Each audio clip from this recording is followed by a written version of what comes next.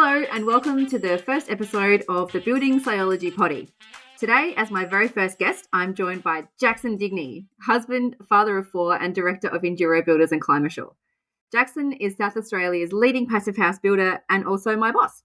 So it was only right that he is my first guest. So welcome, Jackson, and thank you for joining me. Thanks for being here. I'm it's very humbling to be the inaugural guest on your podcast.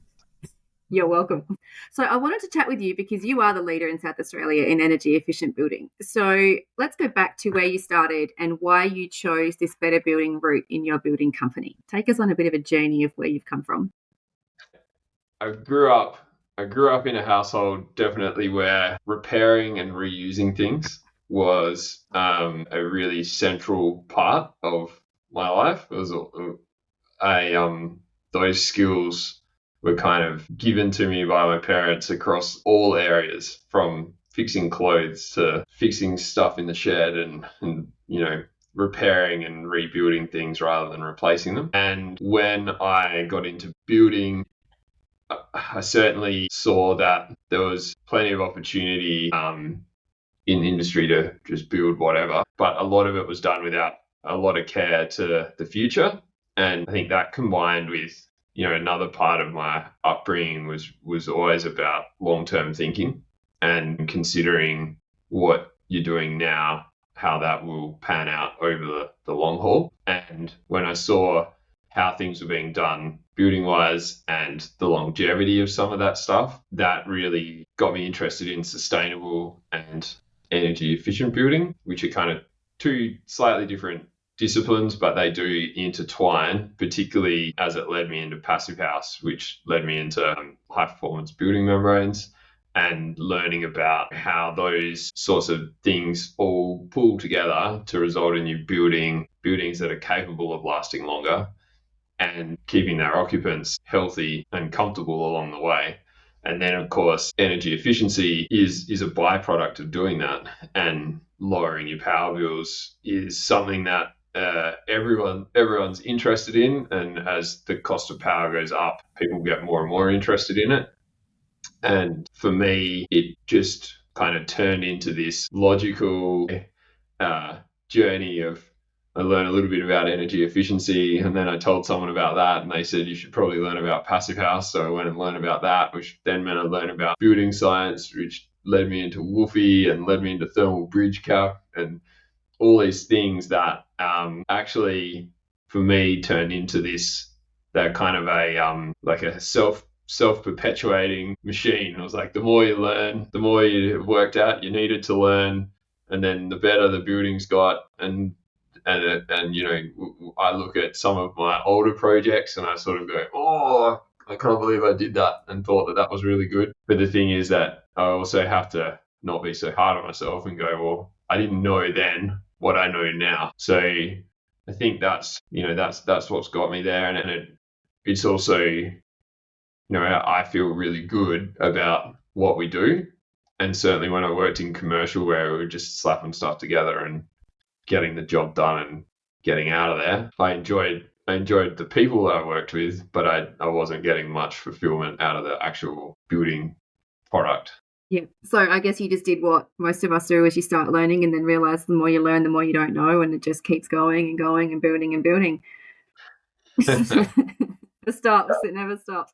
So, well, you didn't stop there. You didn't stop with your building company. You decided to start a consulting company as well. You went down the whole, like, I'm going to help other people do the same thing route. So why did you do that? Well, ultimately, there's a few things that I've learned as I've got older.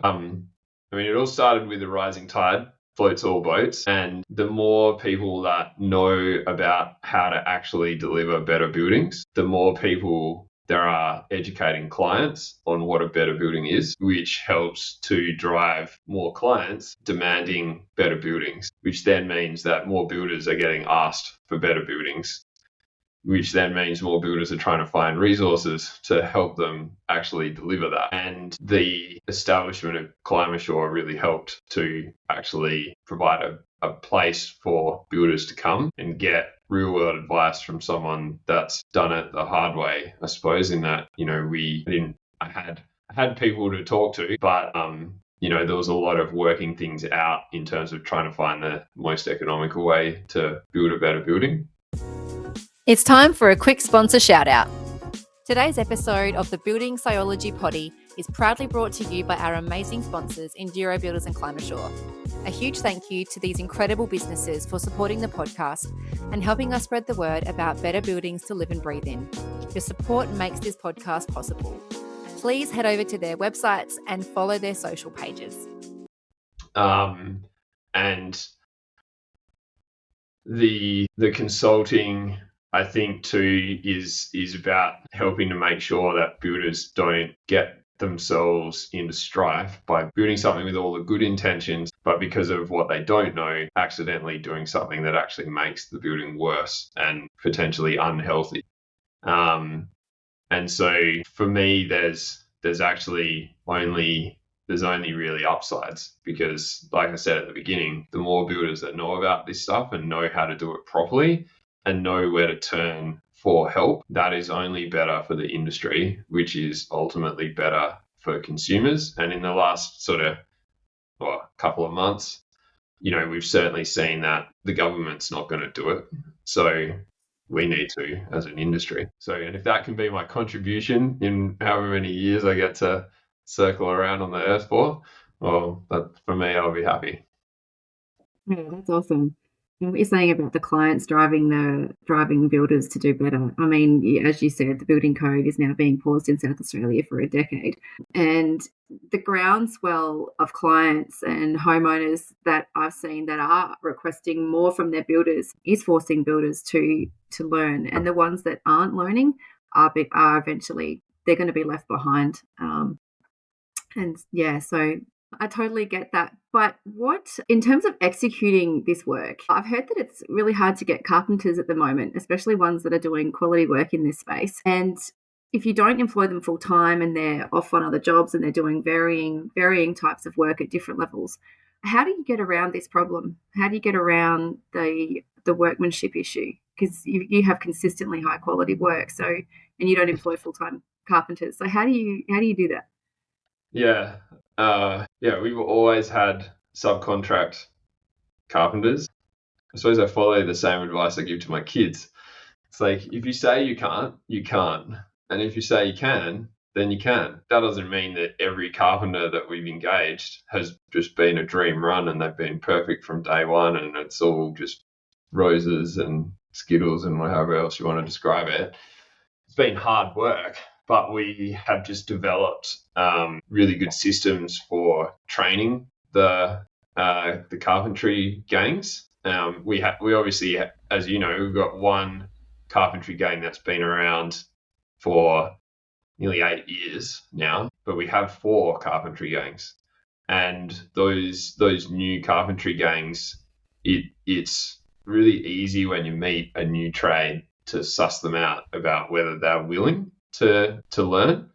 And if they're willing to learn and they're coachable, well, then they stick around and we coach them. And then the other part is that we have done just an inordinate amount of work on our plans and our building details to standardize them and make them easy to build, so that it's stuff that for a carpenter, they can look at the plans and really quickly pick up the details and how things are meant to go together and plan their work accordingly. It's not just carpenters, particularly when you're dealing with building membranes and airtightness.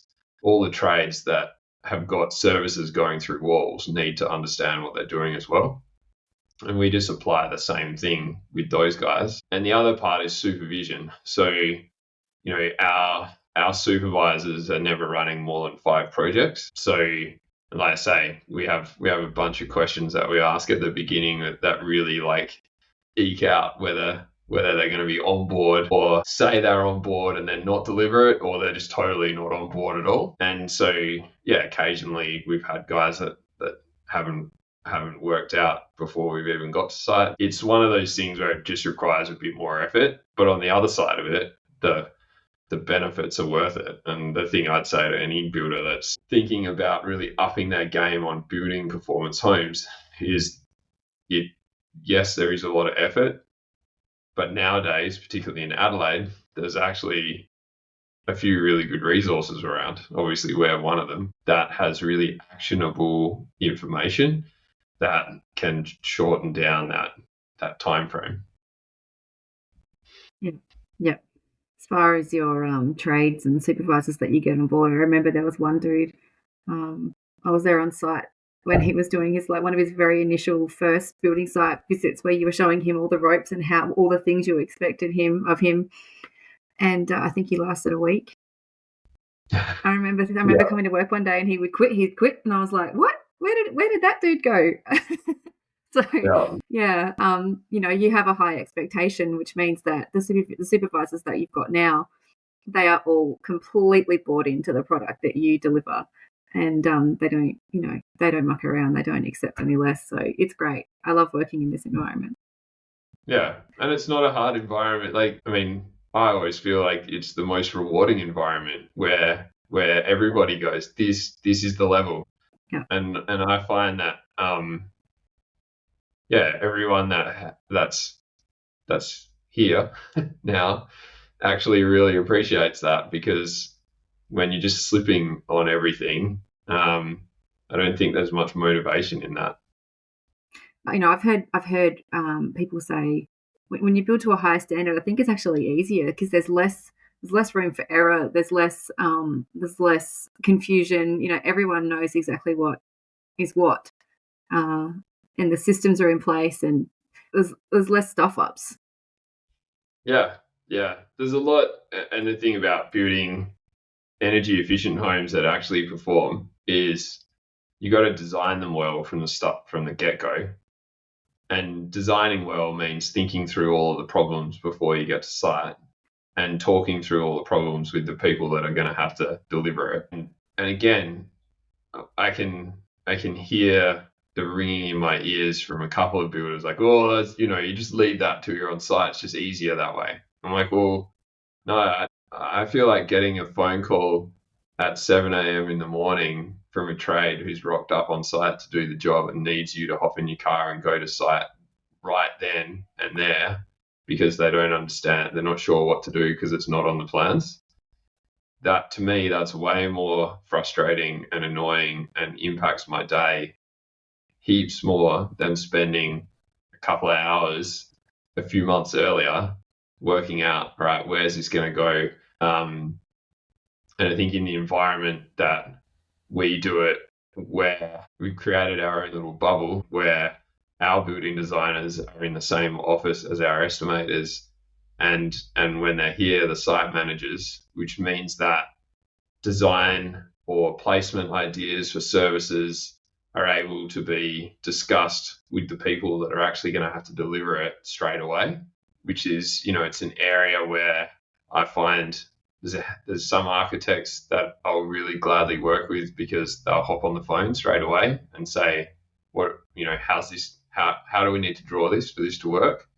Unfortunately, there's still a lot of architects that really, they talk the talk of, yeah, we work together, and yeah, we do this, and yeah, we'll talk that through with you, but they don't walk the walk of it. They'll sort of mark things on the plan, and they'll say, well, I've put it on the plan. And then when we say, yeah, but we can't build it like that for these reasons, they're like, oh, we'll just work it out when you get to site. I'm like, well, that's where it falls over. And that's what results in a lot of things. You see a lot of people complain about things not getting built to the plan. And usually the problem with building is sometimes if you've got something that's marked on the plan that can't be built the way it's marked, it usually impacts 2 or 3 other things, and then you get this cascading effect. And the thing is, nowadays software is so good, pretty well, regardless of what design software you use. They all have a 3D feature to them so that you can really plan things out and map everything out properly before you start. So you mentioned things not being built to the plan. There's a term for this. It's called the performance gap. And what it means is, for people listening, is what gets designed by an architect or by a building designer, what then gets assessed by the energy assessor and then what gets actually built on site can sometimes be three different things. So how do we go about closing that gap, Jackson? And, how do you think the industry at large should go about fixing that? Because the communication between all the parties on a building project, let alone knowing about all the standards and building codes that change and all that sort of thing. What's the best way? What's your take on how that can be improved on a broader industry scale? I know that's a really big question. Fix the building industry, Jackson. Well, most people know my feelings about NAFAs. I accept that NAFAs is the system that everybody understands. What I don't accept is that it's got a few too many flaws, and setting aside all of the in design and connection with reality side of it, the certificate that gets produced at the end of all of that is then given to the builder for specification purposes, is often not read. And if it is read, sometimes it's not followed. And there is nothing protecting consumers from that occurring. How would you know if they put the correct windows in? And some homeowners go, why wouldn't I just assume the builder will get it right? And the reality is that because no one's inspecting the built product against the energy rating certificate, there's plenty of buildings that don't meet the requirements of their energy rating certificate. So that's a performance gap right there, because the client thinks, and in some cases may have even paid a premium for something that they're actually not getting. I think that, there's education of builders about how important it is to actually understand the requirements of NAFAs. But then there's no education at the back end. It's like builders that maybe miss some things in an Australian standard for timber framing, for instance, they get picked up by a council inspector.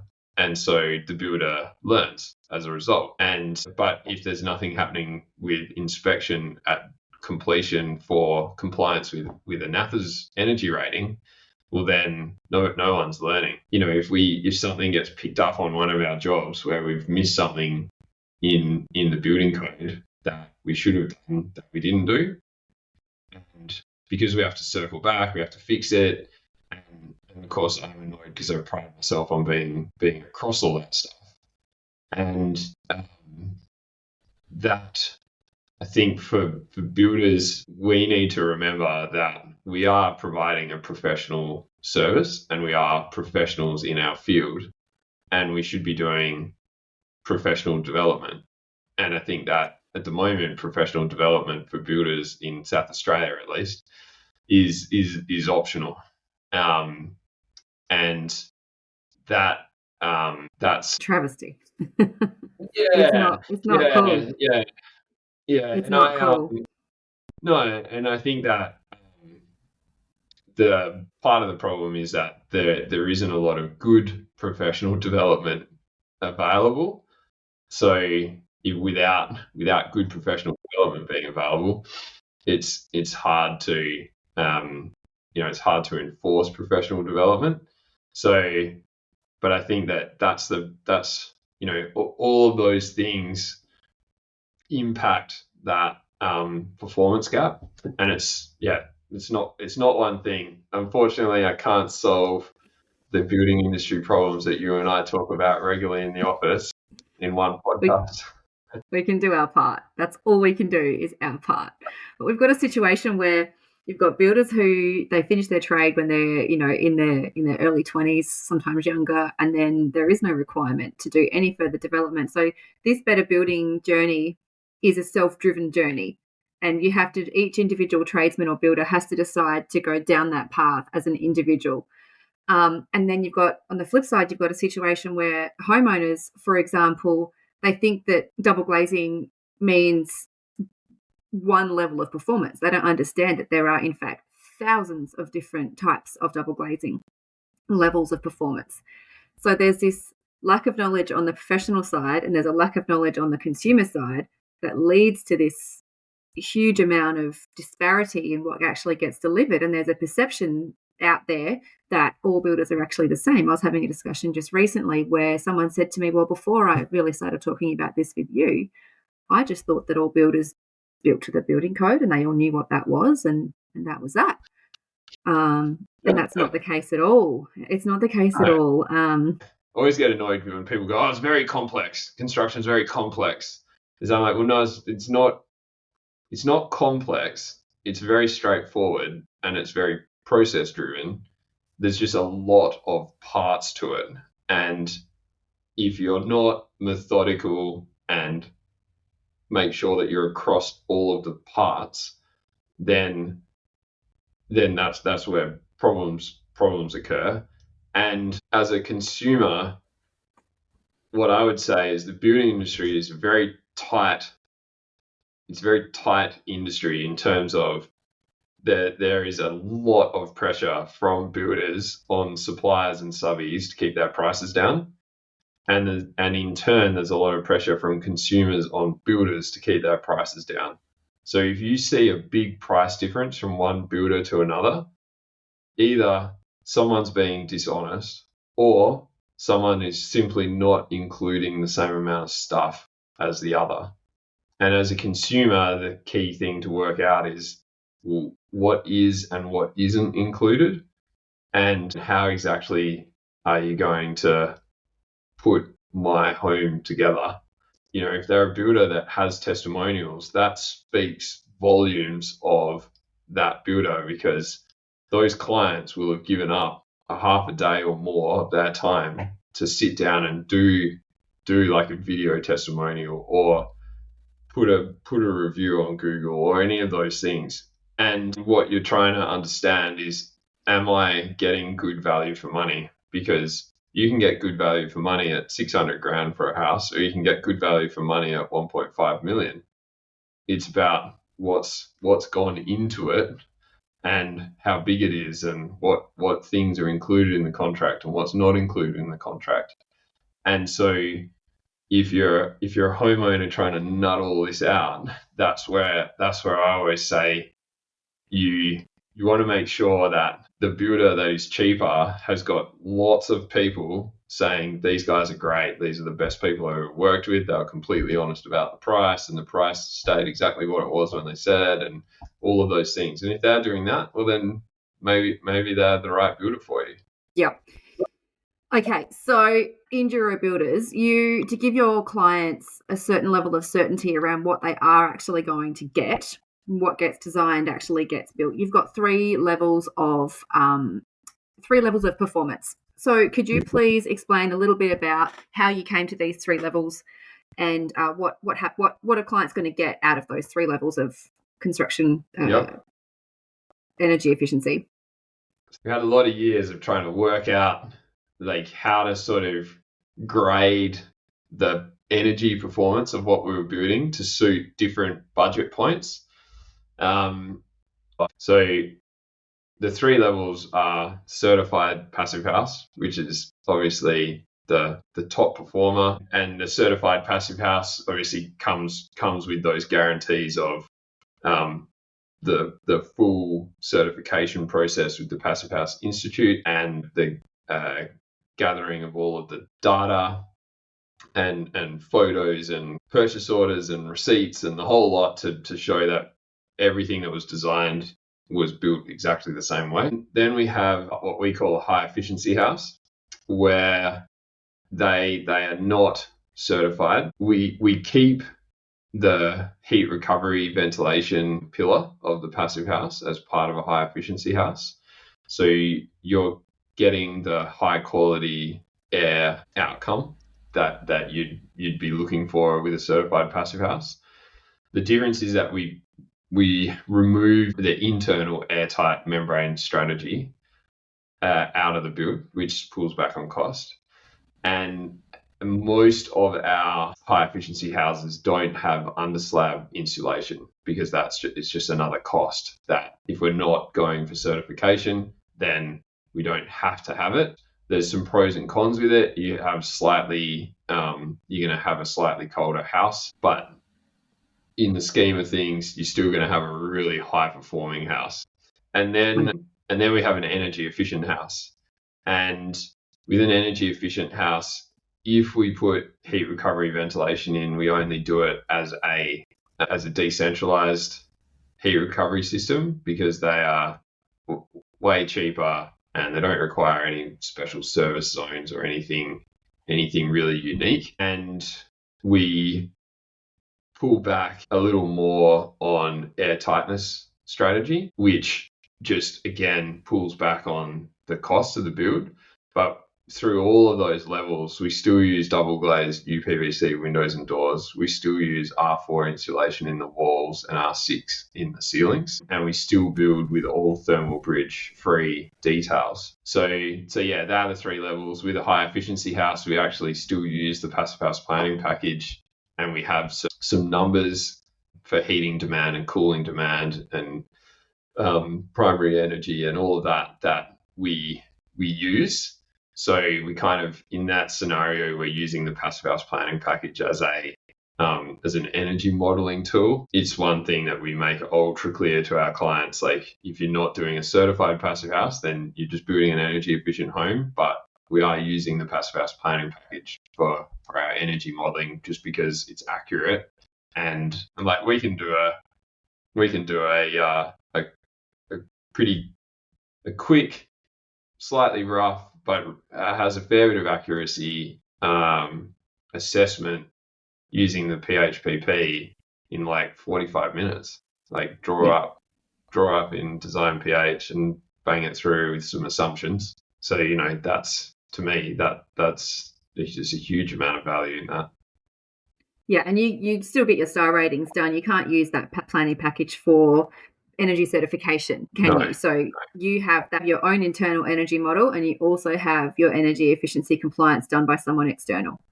Yeah, that's right. It's one of those ones where I'd love to see acceptance of the passive house planning package in South Australia as your energy rating kind of demonstrating that you're meeting the performance provisions. But I respect the fact that NAFAs is the thing that everyone gets. And so, yeah, and we work with some really great people to, make sure that we're getting the gap between the real performance of the house that we get out of PHPP and the pretend performance that NAFAs gives you as close as possible on paper. And I just want to go back to the thermal bridging comment that you made earlier. So talking about how thermal bridging is the least understood concept in construction, can we just have a brief rundown for anyone listening who doesn't know what thermal bridging is, what it is, and what the impact it has on a building? Yeah, so a thermal bridge is essentially a pathway for cold or hot to pass through the thermal envelope of the house and make contact with a surface inside. So the thermal envelope of the house is the floor, the walls, and the windows and the ceiling. A really easy thermal bridge example is aluminium windows. So aluminium window frames are highly conductive because it's aluminium. And a great example that most people have seen at least once in their life is an aluminium window condensating in a bathroom or in a bedroom during winter. And thermal bridges also occur in wall junctions, particularly where like external corners and internal corners occur, and often where an internal wall meets an external wall, and where walls meet ceilings, for example. So you could sum that up by saying wherever your thermal envelope changes direction, there's likely to be a thermal bridge if it's not built properly. And one of the big ones is with those junctions in walls where the insulation isn't installed correctly, or the timber framing's not been set out in a way that you can install insulation correctly. you will get cold air making it through to the back of plasterboard often, and you can get mold growth happening on the back of the plasterboard that you don't see inside the house visibly, but it is there. And mold growth actually has to get reasonably severe for you to actually see it, which means there's a whole bunch of mold occurring in the air that is on the wall, but it's not visible on the wall to the naked eye. And that's where the biggest health risk comes from, because you don't even know you have a problem. And so that's where you're getting a lot of your problems with health. Yeah. Mold is a bit like termites. It can happen inside the wall and roof cavities, and you don't know about it until it's a massive problem. And you can't see and smell most mold growth, which is a really scary fun fact. And if you can see it, the problem is likely much more extensive than what you're visually able to see. So cold spots equals mold spots, people. Cold spot is a thermal bridge, so get rid of them. Talk to your builder about thermal bridging and see what they say. First words are, what's that? Call Jess. Give us a call. Yeah. That's exactly right. We're here to help. So, last question. You have built a certified passive house display home. Yes. It is one of only 2 currently certified passive houses in South Australia. So where can people find out about that, and how can they visit it if they want to? So you can, of course, read about the house on the Enduro Builders website, and you can book a tour on the Enduro Builders website, and the tours run on Tuesdays and Wednesdays. And the reason that they run on Tuesdays and Wednesdays is that the house is available to Airbnb from Thursdays to Mondays. And we've done that because we want to give people the opportunity to actually experience the comfort of living in a certified passive house. So you can find the house on Airbnb, and eventually we will put a link on the website so that you can Airbnb it straight off the Enduro Builders website. But for now, it's available via Airbnb. You just look for what's available in Mount Barker, and it'll pop up there. Excellent. Well, on that note, we shall wrap up. Thank you so much for having a chat with me on the very first episode of the Building Sciology Potty. If you would like to learn more about Enduro Builders, head to endurobuilders.com.au or head to the socials where you can learn much more about them. That is all for today. Thanks so much for tuning in. There'll be another episode in a fortnight, so if you would like to listen into the types of conversations that I have all the time, please subscribe on your chosen platform. Rate the show, leave a comment, whatever you like, share with your friends and family. I'd love for you to spread the word about the Building Sciology Potty.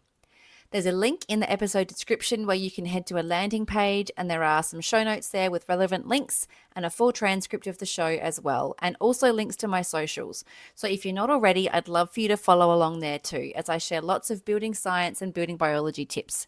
There's also a contact page where you can send me an email or even a voice message. So if you've got questions or suggestions or guest ideas, I'd love to hear from you. I want to know what you want to know, so please get in touch with me. Thanks again. I'll be back in 2 weeks. So until then, happy, healthy building.